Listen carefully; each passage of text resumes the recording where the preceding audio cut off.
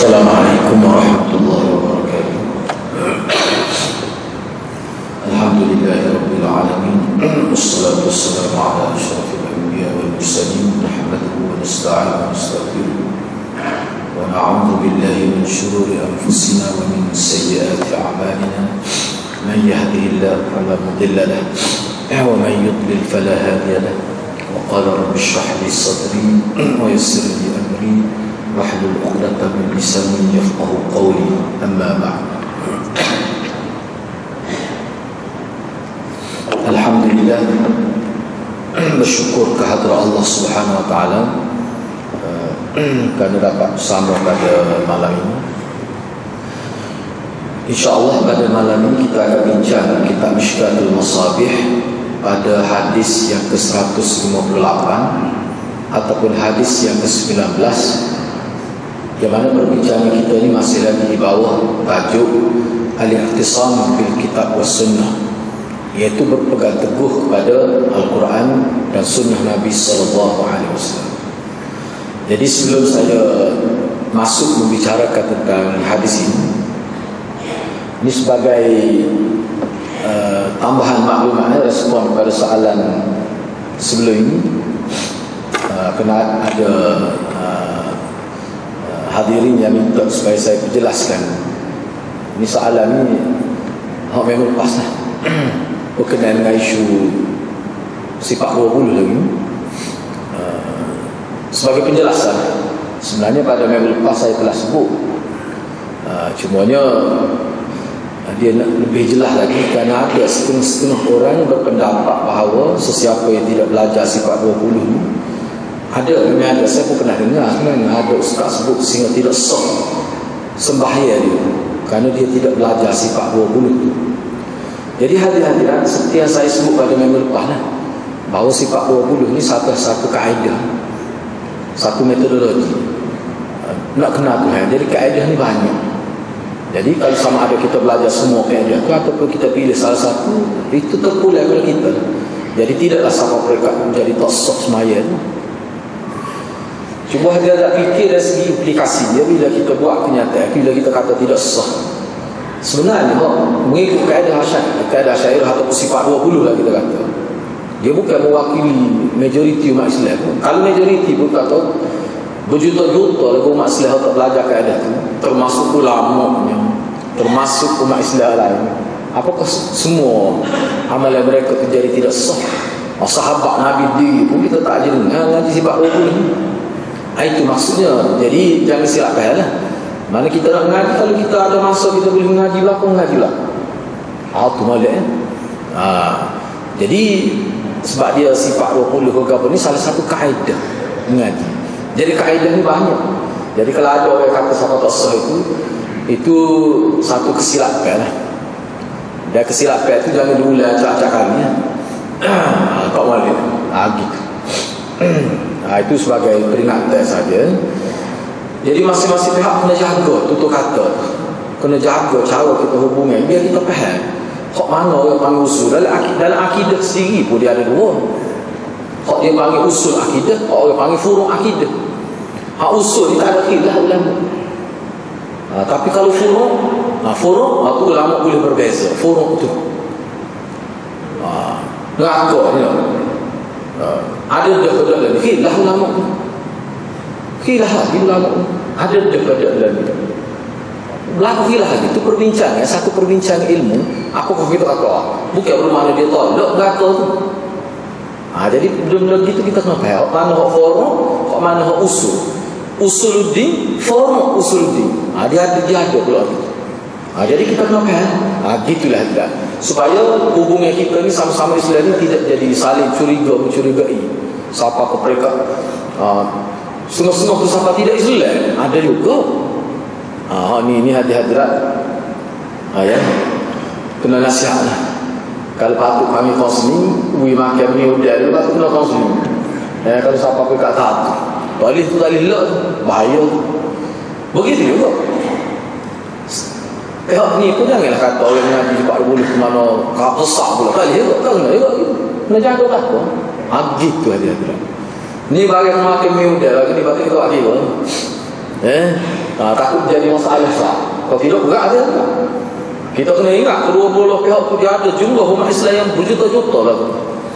Tak mungkin siapa menjadi sesak sekumpulan besar umat Islam. Tak mungkin satu ajaran gitu.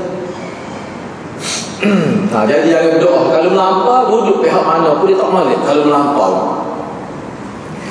Baik, itulah hadiah-hadiah jadi apa agak selepas ni ni soalan-soalan begini tak perlu lah faham. Kau tak faham lagi tu berat benar.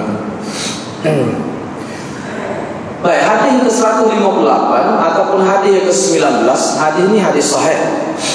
Wa an Abi Hurairah anna Rasulullah sallallahu alaihi wasallam qala man da'a ila hudan كان له من الأجر مثل أجور من تبعه لا ينقص ذلك من أجورهم شيئا ومن دعا إلى ضلالة كان عليه من الإثم مثل آثام من تبعه لا ينقص ذلك من آثامهم شيئا رواه مسلم.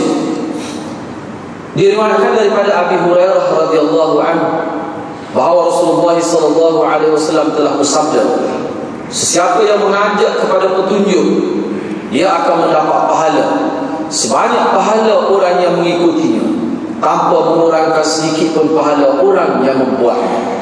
Sesiapa yang meniru kepada kesesatan dia akan mendapat dosa sebanyak dosa orang yang mengikutinya tanpa mengurangkan dosa orang yang melakukannya walau sedikit pun.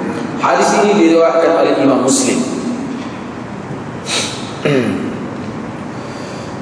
Jadi secara umum dulu hadis ini sebut beberapa kali. Hadis perbincangan secara umum yang saya perjelaskan secara umum lah. Dalam hadis ini riwayat daripada Abi Hurairah, Nabi SAW sebut bahawa dalam kehidupan beragama ini, khususnya agama Islam ini, Nabi bagi dua di sini. Du'atun ila hudan, du'atun ila dhalalah. Orang yang mengajak kepada petunjuk Allah, dan satu kelompok lagi orang yang mengajak kepada kesesatan dari agama Allah. Dia ada dua. Itu kita kena terima hakikat. Secara bersangka baik, setengah ulama sebut orang yang mengajak kepada kebaikan ini dia buat dengan penuh kesedaran. Manakala orang yang mengajak kepada kesesatan, ada yang buat dengan kesedaran untuk menyesatkan orang, ada yang buat itu dengan tidak sengaja kerana dia menyangka sesat itu betul. Ada juga. Ulama bagi dua pula. Jadi ada semua orang itu dia tidak niat pun nak ajak buat salah. Dia tidak ada pun niat nak ajak buat bid'ah. Dia tak ada niat pun nak ajak buat perkara menyeleweng daripada agama. Kadang-kadang dia silap faham. Dia salah memahami perkara itu sebab dia nampak macam agama juga. Ada juga. Tapi ada juga orang yang mengajak pada kejahatan. Memang dia unting. Dia maksud, dia niat dengan maksud nak menyesatkan orang. Ada juga. Tapi kalau orang buat ajak orang pada kebaikan, memang dia niat baik. Tak ada lah dia tu ajak orang baik tu dia tak sengaja, dia silap faham. Tak ada gitu. Kalau ajak kepada kebaikan, dia mesti dengan penuh kesedaran. Gitu. Itu cara bersangka baik tu. Baik. Itu maksud hadis ni. Yang kedua, dalam hadis ni juga Nabi sebut bahawa seseorang yang buat sesuatu yang menjadi ikutan orang, sesuatu itu sesuatu yang baik, dia akan dapat pahala apa yang dia buat. Cuma kelebihan yang Allah beri kepada dia, kalau orang ikut baik yang dia buat, ataupun dalam bahasa yang lebih mudah, seseorang buat baik kerana bersabit dengan dia, ada kaitan dengan dia, maka dia akan dapat pahala sebanyak orang yang buat itu tanpa mengurangkan pahala pembuat. Mana dia boleh pahala lain pun Allah beri. Dan demikianlah juga orang yang menganjurkan kepada kesesatan, menganjurkan kepada bid'ah, menganjurkan kepada penyelewengan sunnah, menganjurkan kepada jenayah dalam agama. Kalau ada orang ikut dia, orang jadi sesat bersebab dengan dia juga akan dapat dosa seperti mana dosa orang itu dapat, tanpa mengurangkan sedikit pun dosa orang yang buat perbuatan dosa. Maknanya adalah seseorang di sini kita yang tiga kita boleh bahas. Saya sebut secara umum biar kita nampak gambaran Nabi SAW dalam hadis ini, bahawa Nabi nak suruh kita berwaspada, kena ingat sikit. Kalau kita buat benda baik tak apalah, kalau kita buat benda jahat tiba-tiba ada orang ikut. Baik aja, agak-agak siapa dia orang paling cepat ikut orang kita buat? Anak kita. Sebab anak kita dia paling respect ayah dia. Anak kita jadi teruk kerana sebab kita, khususnya dalam beragama dan sebagainya. Kita bicara kesimpulan hadis depan ni. Baik, apa dia? Sekali kita nak tengok dulu hadis ni dari sudut kalimah dia. Man da'a ila hudan. Ni saya ambil satu terjemahan ni. Tapi terjemahan ni walaupun nampak rekah, tapi dia merangkumi semua. Ada semua ulama kata hudan di sini maknanya petunjuk. Ada semua ulama kata hudan ini makna sunnah. Macam-macam. Jadi kita ambil satu pandangan ulama yang kira-kiranya merangkumi semua yang disebut. Apa dia hudan tu? Amal-amal soleh mengikut agama. Amal-amal soleh mengikut agama. Saya tidak tulis dalam kenyataan ini amal-amal soleh mengikut agama. Kenapa? Kerana amal-amal soleh dia sudah sinonim kepada ajaran Islam kita. Kalau orang yang tidak Islam buat baik, kita tak panggil amal soleh. Kita panggil perbuatan baik. Dia buat kebajikan, dia buat kita kata kau yang kebaikan gitu. Tapi kalau soleh dia lebih menjurus kepada istilah dalam syariat kita, istilah dalam agama. Kita tahu kafir itu banyak buat amal soleh, tak tepat kita sebut gitu. Jadi bila sebut amal-amal soleh, dia khusus kepada amalan baik orang Islam yang menepati kehendak Allah dan Rasul. Maknanya hudan di sini amal soleh. Kau kira lah apa amal soleh? Soleh tidak semestinya dia mengajar agama, tidak semestinya dia mengajar fiqh. Tak. Kalau dia mengajar matematik, itu masuk amal soleh juga. Dia mengajar matematik pada anak murid dengan niat ikhlas kerana Allah Subhanahu Wa Taala. Dia ajar anak dia supaya memahami cara pengiraan yang betul lah, keadaan sehingga boleh jadi pakar dalam bidang tu. Anak dia dan anak murid dia boleh guna ilmu tu untuk banyak kebaikan. Besar pahala dah hendak. Jangan kita kira orang yang mengajar agama yang boleh pahala. Tak ya ke? Hak tu memang hak khusus lah. Tapi selain daripada itu, bila semua amal soleh dia luar. Setiap amalan yang boleh mendatangkan kebaikan kepada umat Islam, ulama kata semua boleh pahala. Dia mengajar masak, siapa pandang? Siapa kalau dia boleh buka pedang maju, siapa boleh jadi satu sumber pendapatan. Dan masa dia mengajar dia ikhlas kerana Allah atas syarat itu, maka dia dapat kebaikan. Dan setiap pahala yang didapati oleh orang yang ikut ilmu dia, tak kira dalam bidang apa pun, selagi ada kebaikan atas ilmu itu. Sebab tu kata ilmu yuntafa'u bi, ilmu yang diambil manfaat. Ilmu yang diambil manfaat. Tak kira lah ilmu apa. Walaupun ulama kata secara khususnya memang kalau kita nak pakar dengan makna yang sepi, asalnya ilmu agama. Tetapi ulama perluaskan makna itu. Sebab Nabi itu sebut ilmu dengan sirah nakirah. Ilmu yuntafa'u bi. Ilmu nakirah makna apa saja ilmu yang diambil manfaat. Begitu, kena ingat gitu kan. Kena ingat gitu. Penting ni. Sebabnya orang Islam kita ni banyak juga silap faham. Bila dia tidak khusus dalam bidang agama, tidak mengajar usul fiqh, tidak mengajar tafsir, tidak mengajar hadis, dia anggap dia ni punggai dalam agama. Tak betul tu hadis. Padahal dia tu pakar dalam bidang biologi, pakar dalam bidang industri kita kata. Contohnya ilmu menghandasa, ilmu teknologi dan sebagainya. Mahir dia. Dia tak sedar bahawa dia sedang berada dalam satu posisi yang dia sangat banyak boleh mengambil pahala daripada kerja dia. Katalah anak murid dia sampai ribu orang dalam bidang muhandis, dalam bidang kejuruteraan misalnya tak. Pahala besar tak ada. Doktor dan sebagainya, mekanik sendiri pun. Kalau tak ada orang kaki kita, bukan kita. Bukan kita ni, bagi kita pakai kata buru. Bagi pakai kata buru. No. Tak ada komen, cuba fikir lagi mana. Mana komen tu kalau dia buat ikhlas buat boleh pahala. Islam ni dia adil kan. Orang tidak mengaji khusus agama, dia boleh pahala, boleh naik tinggi juga dalam agama. Kalau kehamalan hadis. Jadi maknanya kita duduk dalam bagi agama ni tak mesti lagi sebenarnya hakikatnya. Di mana lagi perkara disiplin yang perlu kita patuhi nak jadi lebih dalam agama. Sebab aku lebih kurang Allah bukan manusia. Jadi kita ikut kehendak Tuhan. Kalau kita dapat kelebihan. Tak mesti bila manusia puji maksui gelar tu gelar maka kita lebih di sisi Allah. Tak mesti. Tak mesti. Ini kita kena faham. Agama kita ni sampai situ.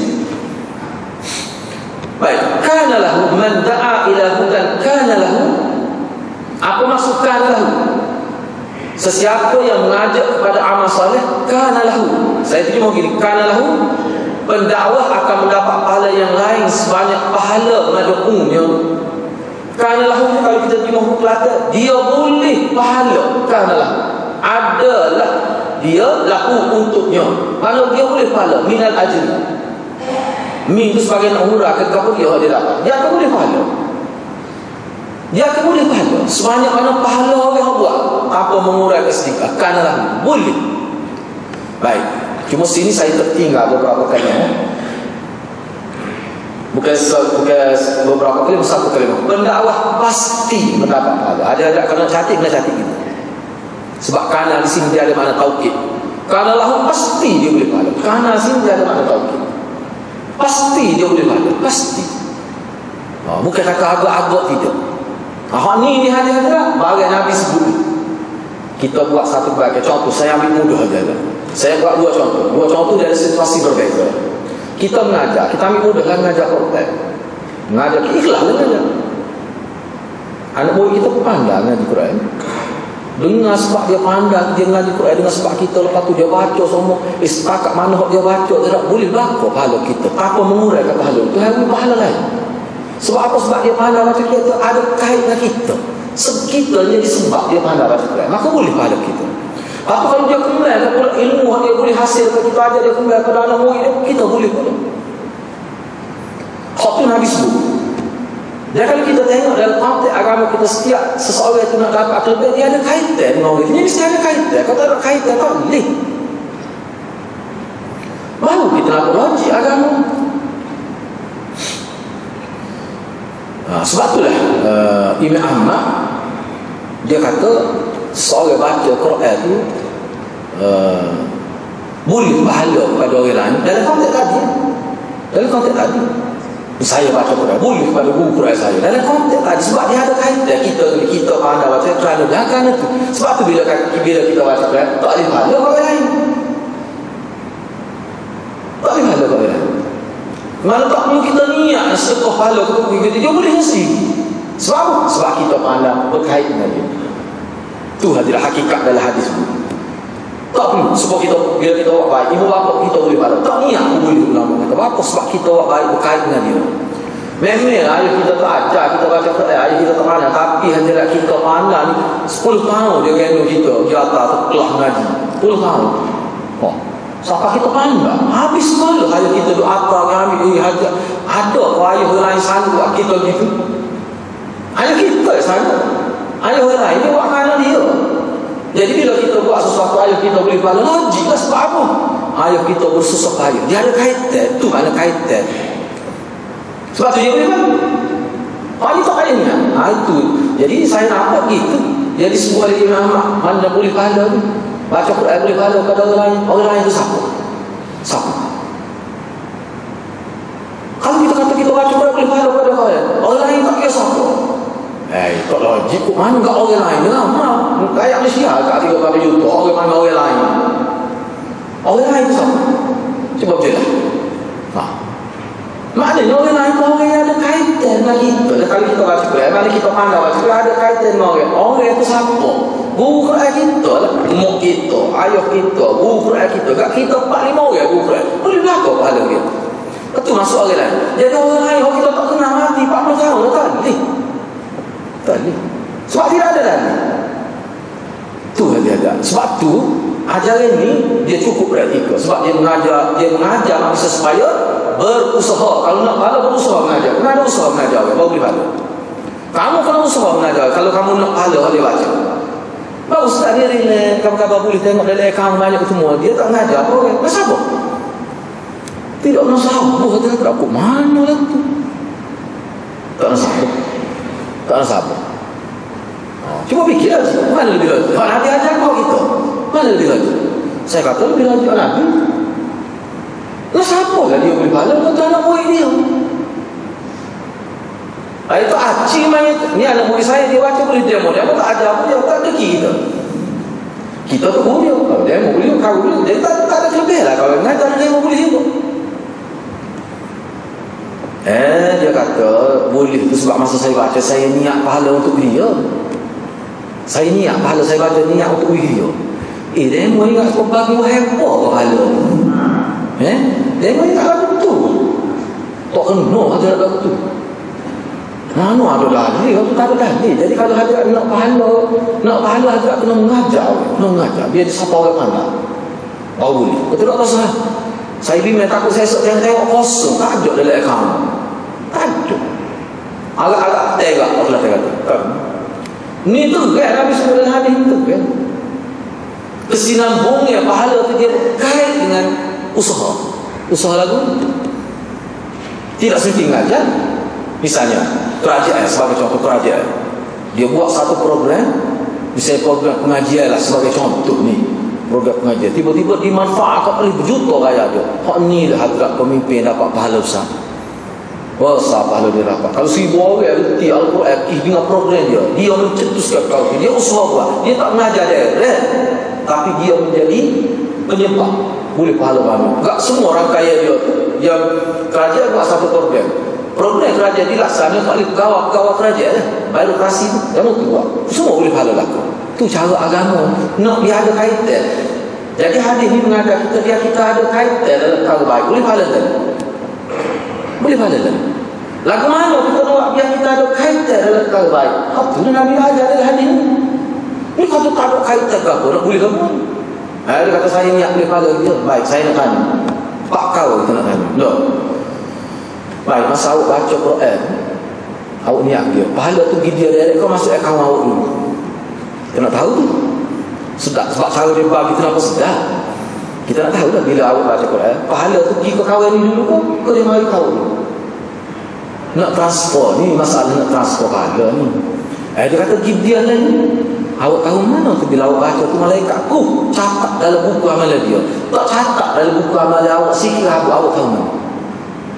Baik, yang kedua, katakanlah dia jawab, kata bila saya baca Quran, dia masuk dalam akaun saya dulu, dalam buku saya dulu. Lepas tu bila saya niat transfer, malaikat tu masuk dalam buku kawan tu pula. Kita nak tanya lah, jadi dalam buku mula-mula masuk dalam buku awak tu, lepas tu dia nak transfer di dalam buku kawan tu, dia sapu semula apa dia tulis dalam buku awak. Dia ambil satu apa, kerana awak tak ada sikap. Jadi mula-mula mereka tulis kita ada patui kau. Jadi kalau dalam buku kita tak ada siapa. Pakai sapu tu kosong. Tuan-tuan. Yang ketiga. Baik, awak boleh royak lagi tu gitu gini tu. Tidak ke pahala ni masuk perkara ghalib. Nabi bukan royak. Awak boleh royak tu ke mana? Tu yang keempat. Baik. Kalaulah jadi atas sebab apa? Ada satu dalil yang mana kita boleh ambil pahala kita mudah-mudah kita nak uji pada orang yang mudah-mudah. Boleh kau buat gitu dalam agama? Saya ni pahala saya ada. Sebab apa kita soal kita tak? Sebab dia pun tak tahu pahala dia banyak mana. Yang dia nak ambil sikit tu, kau sikit tu banyak mana? Lepas tu pahala banyak mana tak kita nak bagi PT? Dia tahu dulu PT kita banyak mana. Saya nak uji awak 10 ya. Kalau uji awak 10 ya, kau 3 hijau yang uji awak. Sebab pahala tak ada sama tahu. Bahawa sama lagu ni hadirat orang tak wakil dalam agama.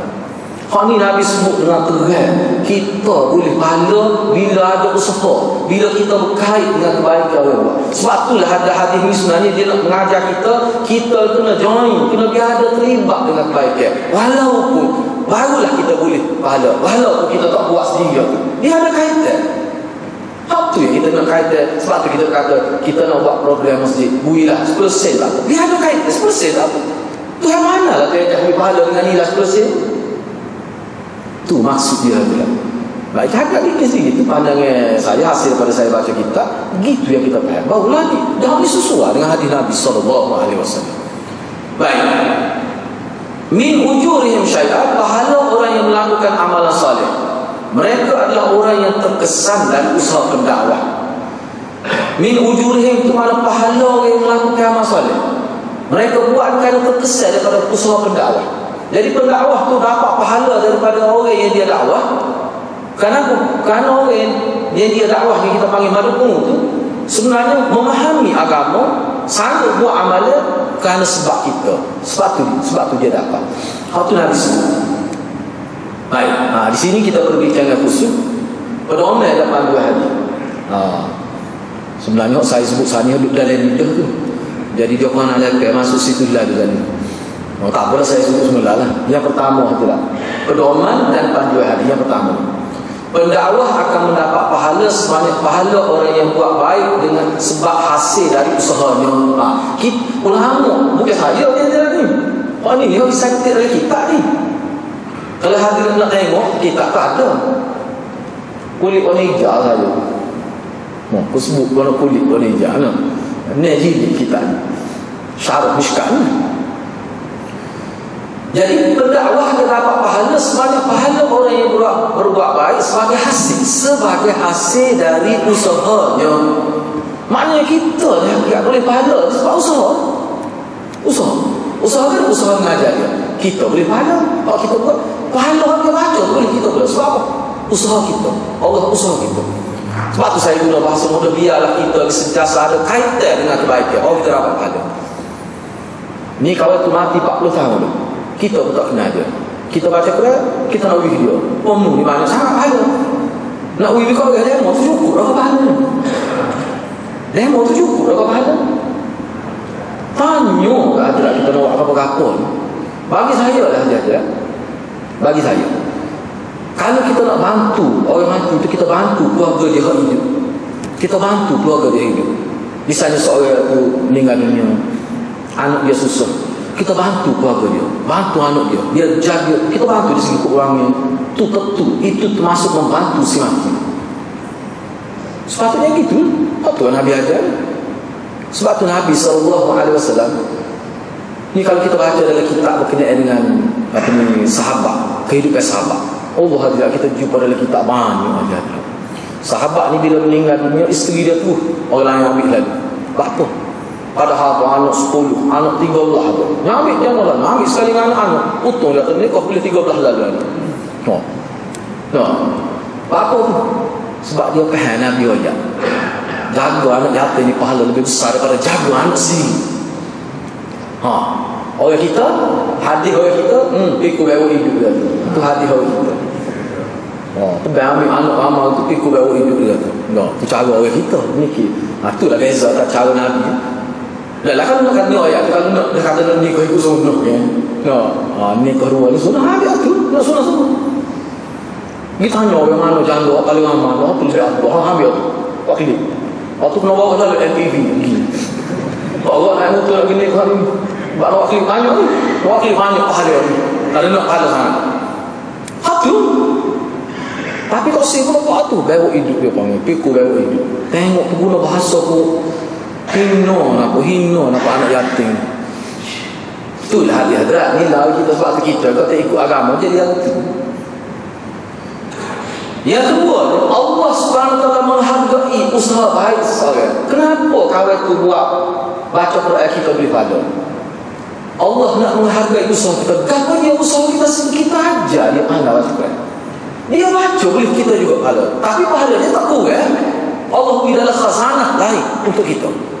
Atas rasa menghargai usaha kita. Cuba kita fikir mana lebih lagi, mana lebih nasab. Mana fikir. Mana lebih lagi? Bagi saya apa yang Nabi ajar lebih bersifat mendidik masyarakat. Didik tu dia, didik ngaji dan didik mengajar. Khairukum man ta'allama al-Quran wa 'allama. Cuba tengok. Sebaik-baik kamu orang yang belajar dan mengajar. Apa? Nabi kata dia. Sebaik-baik kamu orang yang belajar Quran dan mengajar. Sebab kalau dia belajar dia boleh pahala. Tetapi pahala dia mengajar besar lagi. Sebab kadang-kadang mengajar anak murid ramai 10 orang 10 katakan jadi apa dia mengajar melahirkan beribu. Oh besar pahala kita. Tapi kalau kita mengaji boleh kita sorang. Sebab tu sebaik-baik orang dia mengaji Quran tapi dia mengajar. Tu sebaik-baik. Apa? Dari sudut mana baik tu? Kalau dia buat boleh pahala, tak orang lain boleh juga dia sebab anak murid dia. Tapi kalau dia baca untuk dia seorang tak ada anak murid, sekadar dia baca dah boleh dia. Tak maksud. Hak tu sahaja ayat tu ulama kata sudah menjurus kepada Allah menghargai usaha kita. Yang ketiga, seseorang akan mendapat pahala dari amalan orang lain jika amalan itu ada kaitan dengannya. Ni hadrat ngorat tu kan bukan gitu lah. Kita silap masuk channel tadi. Sepatut sini lah. Mana seseorang itu akan dapat pahala dari amalan orang lain jika Amalan orang tu ada kaitan dengan dia. Kita kena pasti orang baik ni, dia kebaikan dia tu kita dapat dengan sebab kita ada kaitan. Dia kita ada kaitan dengan dia. Sekufu kita sedekah, kita bantu dia. Ustaz nak kita ke dia? Amal nak kita disyarahkan. Tu beli duit dia. Kita baca kat anda. Kita beli biar dia baca kita. Boleh pahala kita tak ada pasal-pasal. Sebab duit kita duduk dalam bank. Boleh tentu boleh kita lagi. Boleh tentu ada. Tanya kat ustaz-ustaz ni, ustaz tak cukup kita agak apa. Cuba ya. Tu kalau cara nak pahala. Wana nak ikhra Quran 13 jilid je 2,200. Tak mana ustaz dah murah ya 1,200. Memang ustaz nak sombong. Tak apa nak begitu. Kata nak sombong. Tapi guru saya kata boleh 900 ya. Beli ke ustaz. Tu cara dia kalau nak pahala. Jadi ustaz tu bila dia baca kitab tu dia boleh faham Quran. Boleh pahala kita. Sebab apa? Dia ada kaitan dengan kita.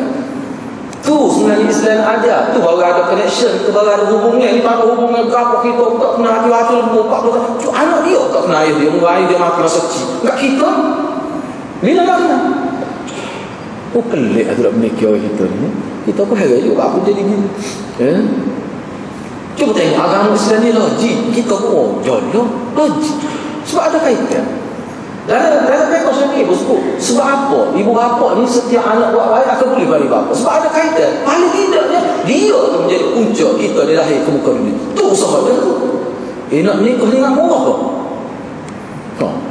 Dia mengisi tu berapa dia kau tu menikah. Mana usaha tu nak boleh buat kita. Dia bukan tu begitu. Apa yang kata? Mak kita antara hidup dengan mati melahirkan. Tu usaha lah tu orang itu. Menikah ni usaha. Sebab tu seorang itu nikah dia boleh pahala kalau ikhlas. Walaupun berlaku perceraian ulama kata tetap boleh pahala. Kalau cerai pun dia ikut sunnah juga dia boleh pahala. Sebab usaha. Baik, yang keempat. Seseorang akan mendapat dosa dari amalan buruk orang lain jika amalan itu ada kaitan dengannya. Seseorang akan dapat dosa dari amalan buruk orang lain jika amalan buruk itu ada kaitan dengan dia menjadi punca. Dia yang menghancur orang buat bid'ah. Dia menghancur orang buat salah. Dia punca pada orang mencuri. Dia punca pada penzina. Walaupun dia tidak zina, dia akan dapat dosa seperti itu. Sebab dia menjadi punca. Jadi maknanya dari satu sudut kalau kita nak dapat pahala orang lain, biar kita ada kaitan dengan kebaikan dia buat. Demikianlah juga jangan kita ada kaitan dengan mana-mana dosa. Jangan terlibat. Sebab dia menyebabkan kita juga boleh dosa. Yang kelima, ini pandangan Qadiyah. Qadiyah kata setiap ni ada Qadiyah. Dia tak boleh rujuk dalam syarah tu, dia ada sebut. Qadiyah kata setiap perbuatan hamba walaupun sebahagiannya tidak dapat dikaitkan dengan dosa dan pahala, namun Allah Subhanahu Wa Taala kaitkan dengan kesan perbuatan dia. Jika kesan perbuatan itu Jika kesal perbuatan kebaikan itu silap. Jika kesal perbuatan kebaikan itu jika kesal perbuatan itu kebaikan, jika kesal perbuatan itu baik, kesal perbuatan itu membuah kebaikan, maka seseorang itu akan dapat pahala. Dan begitulah juga sebaliknya, jika kesal perbuatan itu yang bersifat dosa, maka dosalah yang dia akan dapat. Dia gini aja. Sebab dia bahasa dia lain kata qadiyah dia gini. Masuk kata-kata qadiyah ni gini. Kadang-kadang ada kita buat sesuatu, dia menjadi punca pada orang yang jadi nak buat baik, kita tak tahu-tahu. Ni saya sebut contoh yang pertama dulu. Misalnya kita mari ke masjid, tiba-tiba bila kita mari ke masjid tu ada katalah orang mari, jadi nak mari juga masjid, kita tengok kita katakanlah kita tak tahu. Kita tak tahu dia mari masjid tu kerana dia jadi kenal kita. Dia tahu kita, dia jadi nak kita juga. Kadang-kadang Tuhan yang kebaikan kita gitu. Kita tak tahu, tetap kita dapat pahala. Walaupun kita tak tahu. Terutama, dia kedua. Hak perkara haru. Perkara yang kira-kira tidak dalam bentuk perkara haru dia. Makan, minum. Kita makan sesuatu. Tiba-tiba bila orang tengok, dia kata, oh nak jauh molek kawan ni. Dia pun jadi insah kan itu. Boleh pahala kan masa-masa kita. Tu Tu dia panggil dakwah bilisanil hal, dakwah dengan keadaan, bukan dengan lidah. Nak ayat al-qadiyah nak kata ni bahawa Allah Subhanahu Wa Taala ni apa sahaja kita sengaja atau tak sengaja perbuatan lagu mana pun kita buat, kalau menatijah ke kebaikan, kita akan boleh pahala. Hak dia buat kita boleh pahala, bukan ambil pahala dia, boleh pahala lain. Hak tu qadiyah nak ayat. Begitu juga kalau kita buat kalau tak molek jadi ikut orang, kita boleh dosa gitu juga. Gitu hati-hati lah. Saya ambil solat di hari ini. Ambil sikit lagi. Tengok soalan ni.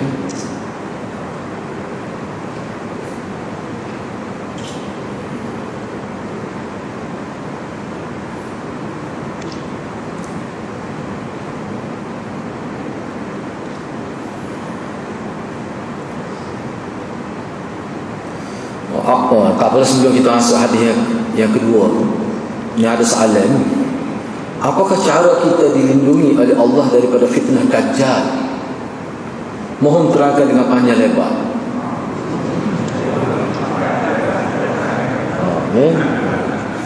Cara diri terhindar daripada fitnah akhir zaman. Ni bab Dajjal. Ni hajat kini. Tapi tak dia nak panjang lebar lah ni. Dia ada bab khusus hadis tentang Dajjal. Ada ulama kumpul sebuah kitab khusus. Cuma saya sebut gini. Pertama sekali bukan ada Dajjal Nabi sebut dalam hadis. Setiap Nabi sebelum Nabi ini semua mereka memperingatkan umat mereka kepada Dajjal. Hadis tu ulama kata Dajjal ni dia banyak ni. Hak Dajjal tu di akhir zaman perang Nabi Isa tu hak terakhir tu hak musuh dia. Tu Dajjal hak rasul. Tak sebut dalam hadis ni. Dajjal hak rasul tu. Tapi Dajjal ni dia ada semua dia. Dajjal ni maksudnya penipu yang licik. Khususnya dalam agama. Kita jumpa dah hadis sebelum ni. Hadis sebelum ni kita jumpa dah Dajjal. Dajjal tu. Kita jumpa dah sebelum ni. Hadis yang ke-53 tak silap saya. Wa an Abi Hurairah Dajjal yakunu fi akhir zaman dajjalun kadzabun, kita jumpa dah. Ni Dajjal. Dajjal ni ada sama dia menipu. Dia mari menipu siapa orang jadi pening. Dia tak panggil Dajjal kalau tak bisa nipu. Kelas-kelas kampung gini tak panggil Dajjal. Ni kelas international. Dia nipu tu ulama pun pening. Dia kena habis. Tu Dajjal. Dia mari dalam rukuk agama. Kita tengok tu, kita rasa sejuk hati. Padahal dia penipu. Bawa ajaran Nabi tak ajar. Ni Dajjal. Baik. Jadi Nabi semua ni Dajjal. Sebab tu Nabi ajar doa. Nabi ajar doa sebelum kita wisalat kan. Allahumma inni a'udzubika min fitnatil hayat wa min fitnatil masiihid dajjal wa min fitnati azabil qabr. Kan Nabi ajar. Setiap kali kita semaya selepas baca tahiyat akhir sebelum wisalat, Nabi ajar, ya Allah, ni cara nak selamat pada fitnah Dajjal. Tapi dia tak ada yang doa wisalat, dia kena benar Dajjal. Tak kenal. Allah benar ada tahiyat tu. Sebab dia mari dari rupa lebih semak pada kita. Baik, tak apa saja. Doa kali tu kan. Ya Allah, selamatkanlah aku daripada fitnah kehidupan dan kematian. Dan selamatkanlah aku daripada fitnah Dajjal. Yakni Dajjal ni manusia, ulama kata. Bukan jin, manusia. Dajjal ni. Dan selamatkanlah aku daripada fitnah azab kubur. Mula-mula sekali baca doa. Yang kedua kena mengaji hadis. Kita nak lawan Dajjal ni, kita tahu dengan kecerdikan kita tahu. Dia kena ikut agama. Sebab Dajjal dia mari dia menipu kita, dia tukar ajaran Nabi pada ajaran lain. Dia bawa suatu ajaran tidak Islam, tapi dia membahayakan kita seolah inilah ajaran Islam Muhammad bawa. Jadi kalau kita tak kenal ajaran Nabi, kita nak kenal lah. Jadi orang yang sebab tu dalam hadis banyak. Nabi sebut pada kita di akhir zaman yang dihadap fitnah bila dia melanda, Nabi kata bagaikan kepingan malam. Sehingga kalau kita letak angin di sebelah air putih, ni tak putih, kio putih dah, ni ada kio putih. Letak gini tu tak apa, noyanya gelapnya fitnah. Nabi kata kamu tetap akan selamat kalau kamu pegang pada sunnah aku dan sunnah khulafaur rasyidin. Kamu akan selamat. Kita tak akan selamat kalau tidak ikut sunnah Nabi. Sunnah Nabi ni berapa dia ada? Sunnah Nabi ni sesuatu apa saja untuk kata-kata, perbuatan hak Nabi ngesah, Nabi tak buat, Nabi ngesah, yang waris, yang sahih daripada Nabi, jelas daripada Nabi. Hak tu orang panggil hak Nabi. Kalau Nabi tak ada, Nabi tak buat, tak ada dalam hadis. Kalau ni asas maklumat bersambung dengan Nabi melalui pewarta yang sah. Orang tak panggil ajaran Nabi. Walaupun yang bawa tu dia dakwah, dia keturunan Rasulullah bukan, dia kita nak kata hak Nabi. Misalnya kata Pak Habib ni, kalau dia nak dakwah zikir, dia bawa Tuhan Nabi, dia kena mari hadis. Dia kena mari hadis, kita nak tengok. Dia kena mari hadis. Hadis kita nak cek, duduk alih kita mana. Nak tengok dulu hadis. Nak ngesek. Dalam agama tak boleh. Kalau dia mengimpi jumpa Nabi, dia jumpa Nabi dalam kat sebelah, dia terima satu ajar dia atas nama wiri untuk diamalkan, haram kita terima. Tak boleh. Jadi kalau doa amal tu tinggal Nabi pula. Nabi ni banyak tu. Dalam kita azkar Imam Nawawi tu banyak ketemu zikir Tobik Muslim amal. Biarlah kita sebut dia benda ni agak itu sikit. Kalau dalam bab bilik tidur kita Nabi ni zikir tahajud, tak kena baca nak saya. Pada dia baca doa dia kata, no, lambat baca doa. Aku nak tengok ketah lagi no. Tak ada doa dia kata. Tahajud atas hati tak ada baca doa. Pakai bismillah gitu dia kata. Padahal doa banyak ketemu. Apa tahu? Dia kata nak amal sangat. Kalau Nabi tu tak banyak habis boleh mana. Kalau dengan saya kita baru ni dua jilid. Ulama huras mula azkar itu. Dua jilid fiqhul awdiyah wal azkar. Nama kita fiqh doa dan zikir. Bicara susah tu nak hati-hati Nabi sebut kita doa. Tengok cumi baca nak pakai lepa baca doa ni pakai lepa. Pakai kaki lah maknanya lepa ni. Ada semua ada laku. Ada laku doa tu. Ada laku. Kalau saya tanya hati-hati tak? Saya nak tanya, masuk kedai baca doa tu. Dia kedai kan di sini kedai kopi dekat tu ni. Masuk kedai tu, doa tu dia baca. Ada doa. Ada doa. Nak makan doa, suruh makan doa pula. Lepas tu nak bayar ni bisa alhamdulillah. Kita kata tu. Itu bayar ni. Ada semua ada. Kata tak cukup ke dia lagi. Tengok ya. Tak ikut ke dia. Sudah awak tak habis-habis. Kok Nabi ajar. Itu yang kita lemah hati-hati lah. Saya tengok video di Jawa Timur. Anak murid Habib Omar. Dia buat satu majlis besar untuk mengijazahkan satu wirid yang baru, yang terkini, yang diterima oleh Habib Umar daripada Nabi secara sedar. Dia masuk dalam majlis Nabi, bukan dalam keadaan mimpi. Dia masuk baru-baru gini. Itu dalam keadaan sedar. Dia terima satu wirid Nabi ijazah pada dia, dan dibuat ijazah untuk amal wirid secara besar-besar di Jawa Timur dalam bentuk video, dan tersebar begitu luas. Baiklah dia telah. Bila terima ni, kita jadi tinggal dekat Nabi, kita ada amal lain. Ada Imam Suyuti, tokoh besar dalam mazhab Syafi'i kata, kalau kita nak banding dengan wirid Nabi doa ajar sendiri, nak banding Quran tu lebih Quran dah. Walaupun hak jelas daripada Nabi, hak Nabi ni sebagai tambahan saja. Kalau Quran, kalau kita baca doa Nabi, siapa tak baca Quran, salah. Duk baca wirid Nabi ajar Quran, tak baca, salah daripada agama sekali. Sebab Quran ni lebih tinggi. Bahkan Nabi, bila Nabi menjejakkan kaki ke Madinah, hadirat Nabi tak pernah isteri dia baca syair di rumah. Mu kena baca Quran. Nabi suruh baca Quran. Nabi tak pernah ada Aisyah baca syair-syair, duduk syair, duduk berqasidah dalam belakang. Quran. Tu hak Nabi ajar. Jadi saya tak faham sebenarnya hadirat. Apa tu Nabi itu sangat, seolah macam tak cukup Nabi ajar. Tak kena hadirat kita, hadirat. Tak kena lah. Salah besar. Baik. Jadi orang ni mau dajar ni tak habis dajar ni. Jadi itu cara, tak ada cara lain tak. Kita kena kenal kebatilan seperti mana kita kenal kebenaran. Dan kita umat Islam diajar satu-satu amalan yang kalau kita tak cakap, kita kena buat penasihat dulu baru kita kena amal. Dan kita kena latih bertanya seperti mana sahabat bertanya. Sahabat bila dia tengok tabi'i buat satu-satu amalan dia tak tahu daripada Nabi, dia akan tanya lalu, ada dalil ke tidak? Mu buat ni siapa dia raya? Bila kau ni kata ada dalil, dia suruh mari dalam mana hadis. Dia ngesuh pula dengan sahabat-sahabat besar ni, betul ke tidak? Sepatutnya kita gitu. Tanya kat orang buat mari, kat dua naik, orang mari zikir, kau kapal terbang, tanya kat dia diambil mana. Tanya. Sebab kita ni tanya, tak ada. Kalau dulu siapa banyak bertanya maka kuranglah pahala belajar. Sekarang ni siapa dia banyak bertanya, itulah tanda wahabinya. Itu bahasa dia. Teruk semua dia pula. Bakal jadi lagu tak tahu lah. Sedangkan tanya itulah yang antara yang menjaga keaslian hadis. Tanya itulah yang menjaga keaslian ibadat. Kita boleh salah hadis-hadis. Kita semua ni hadis boleh salah hadis. Kalau orang lain tak tegur kan, salah tak bila lah kita. Jadi kita kena ingat. Jadi berkenaan raja ni gitu lah. Kalau nak buat, kita boleh buat satu masa. Ada buku saya Risalah Setebani ada. Tajuk bab Dajjal. Dajjal ni mata dua putih. Dia mata dia rosak sebelah. Dia rosak sebelah tu dia tengok. Dia cabut kornea ni, dia ada tempat ni tengok gitu. Mata sebelah. Tak comel Dajjal ni. Tapi orang terpengaruh dia sebab dia kecek sedap. Dajjal. Ketah bercakap. Jadi dia pandai memain perasaan orang, dia pandai. Itu dalam hadis ni. Jadi kena ingatlah hadis tak? Kena ingat. Jadi saya rasa setakat itulah. Kalau nak panjang tu kita kena bincang semula lah.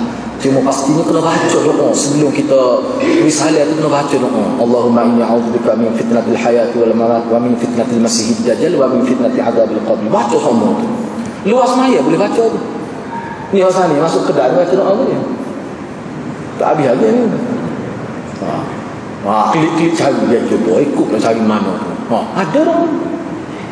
Nabi kata kalau kamu baca doa ni, kamu tidak akan sesat. Sebab di luar sana banyak izm-izm, banyak pemikiran sesat, banyak kau yang sesat yang menunggu kita. InsyaAllah Tuhan akan jaga kita. Saya malah hoyak doa. Cari ding. Kalau nak cari aku nak tahu sebab Tuhan Nabi sahih. Banyak kelebihan dia. Pak kelebihan dia. Yang pertama, hudita wa kufita wa wufiyat wa tanahat syaitan anhu. 7 hadis. Waktu tu tak payah amal tu sebab tu bukan wiri. Itu kelebihan. Wiri tu waktu dekat cari dia jumpa. Itu ayat saya. Tak jumpa ayat yang bukan. Kita nak ayat. Main ngadak seorang dah atas ni tak apa. Gitu. Dia cari. Tak kata dia cari. Kalau dia suruh pergi nanti pakai yang dia cari. Dia tak kata dia cari. Cari. Balik tu ada. Gitulah hadirat kita dengan agama ni hadirat dia gitu. Saya bimbang takut kita amal-amal bila bangkit di hari akhirat kita kena seperti mana dalam ayat Quran sebut, kul hal nunabbiukum bil akhsarina a'mala wa hum yahsabuna annahum yuhsinuna sun'a. Nabi kata, Allah suruh Nabi tanya sahabat, mu nak tahu ke kalau aku cerita kepada kamu orang yang paling rugi di hari akhirat? Ramai orang rugi ni, orang paling rugi. Dia ni beramal. Apa ni? Dalam keadaan semasa dunia mereka menyangka mereka lah orang yang paling banyak beramal. Apabila dia lah yakin dia orang yang paling banyak beramal, bangun malam ketiga duduk zikir-zikir, tiba-tiba akhsarina amalan. Amalan dia semua tak berguna. Allah tak terima. Takut kena begitu ya kita bimbangnya. Tetapi kalau kita amal jelas daripada Nabi dah, jangan rusing. Tentu boleh. Wahum la yuzlamun dalam. Mereka tidak akan dizalimi. Kalau mereka ikut betul Tuhan Nabi Muhammad. Wahum la yuzlamun. Mereka tidak akan dizalimi. Sebesar zarah Allah catat kebaikan kita. Kalau betul daripada Nabi. Tapi kalau tidak daripada Nabi, beribu besar bukit Uhud. Nabi kata. Bukan besar bukit Uhud, besar gunung Tihamah. Rupanya dalam hadis yang sahih. Ni hadis ni terdapat dalam kitab 20 amalan. Yang mana kalau buat 20 amalan tu Allah akan hapuskan kebaikan. Dalam tu disebut hadis ni. Yang mana ada berlaku kepada umat Nabi Muhammad sallallahu alaihi wasallam bila bangkit di hari akhirat, dia tengok kebaikan dia besar, buat sebesar gunung Tihamah. Tiba-tiba gunung dosa pahala sebesar tu naik ke udara, dibusar oleh angin tu bahila tak tahu dia lah mana. Isyarat pada hak dia buat dulu tak kena syarat. Beramal dengan kira lah kuat ni, tapi tak kena dengan Nabi ni. Akhir sekali boleh nampak saja, tapi tak boleh nak guna sikit apa. Tidak boleh menyelamatkan dia di hari akhirat. Kita bimbang takut gitu. Gitulah hadirat. Mudah-mudahan Allah SWT memberi petunjuk kepada kita dan membimbing kita supaya kita ni bila kita nak buat perkara baik ni biar betul-betul tepat mengapa Nabi nak. Tak ada cara lain, mesti melalui Quran dan hadis. Tak ada cara lain. Gitulah maksud saya. Jadi hadirat saya minta maaf sekali lagi. Apa yang saya sebut sebenarnya tidak maksud kata pada siapa-siapa tu. Tak ada langsung ya. Cuma nak, sebagai satu peringatan pada saya sendiri dan hadirat, kita bimbang sia takut saja ya. Takut saja. Sebab di hari akhirat ni tak boleh undur dia bila sampai tu. Kalau nak bincang-bincang dah. Itu maksud kita ni. Tak ada kepentingan kau. Gitulah hadirat saya setakat itulah dulu. Mudah-mudahan Allah SWT beri kekuatan kepada kita untuk beramal dengan sunnah Nabi sallallahu alaihi wasallam. Aqulu qawli hadza wa astaghfirullahal azim li wa lakum. Wassalamu alaikum warahmatullahi wabarakatuh.